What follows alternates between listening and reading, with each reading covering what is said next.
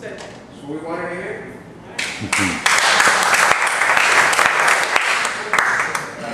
Which of the districting amendments do you think we should go for?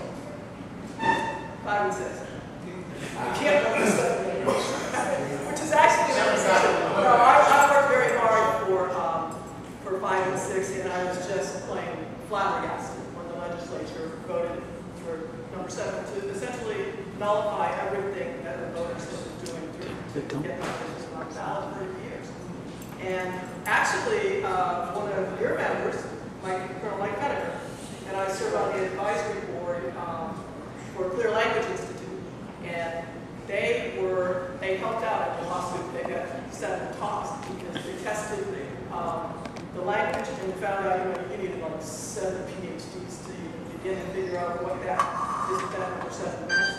I mean, I'm a lawyer. I didn't know what it meant, but essentially it was just a nullify the 5 and 6, which is what the people put on there. So I'm 5 and 6.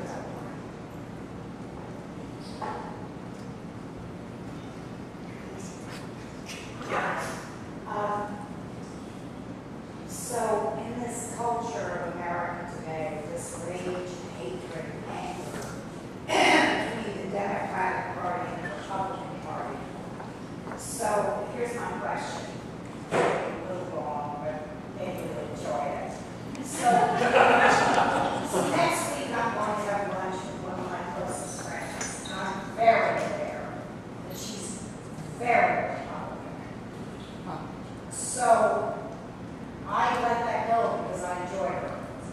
So now, when I have lunch with her, and I will mention her name, and I will probably, most likely, if I say what I'm going to do it, we're going to host a party in our condo, and mostly Republicans. I don't want to say that.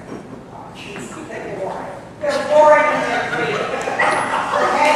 So, your best friends are when I talk to this friend of mine, who I'm very fond of, what's the best in here? Because, you know, being a Republican, she hates Obama. She's terrified about the future. She's 71 years old. She calls herself an independent, but she's clearly very Republican. So how do we, what's my social way? And it's a real question. Because I know society. How do I get to her? That's the only way I'm going to win, is by reaching across and telling And her. we are going to get her. And you're going to probably meet her or anything like her. What am I going to say? That my interest is in the community. I'm here to protect our community and preserve our way of life so that our children can come back here and raise their children in the same way that we do. I think And you that's won't right. steal money from her. I won't do that. I promise not. But what I actually say is I grew up in Maine. If you know anything about the political system in Maine, we vote all different ways. You know, we had George Cohen as a Republican. We had George Mitchell as a Democrat all at the same time. So they voted the person.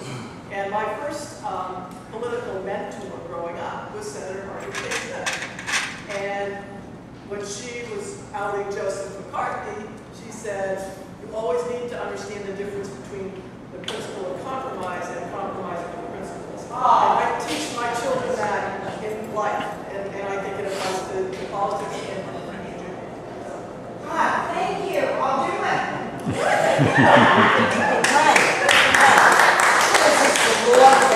Anybody else? Good? Could you make that statement again about the principle? What was it? Oh, she said to always recognize the difference between the principle of compromise and compromising the principle. Thanks, everybody. And the main thing to remember from this is that this is just a beginning. So everybody in this room, please take on the responsibility to do something for Nancy. And whether it's hosting a party, getting some friends together, discussing the political situation, because when you compare apples to apples here, there's no question who's best candidate. It's clear. Who cares about social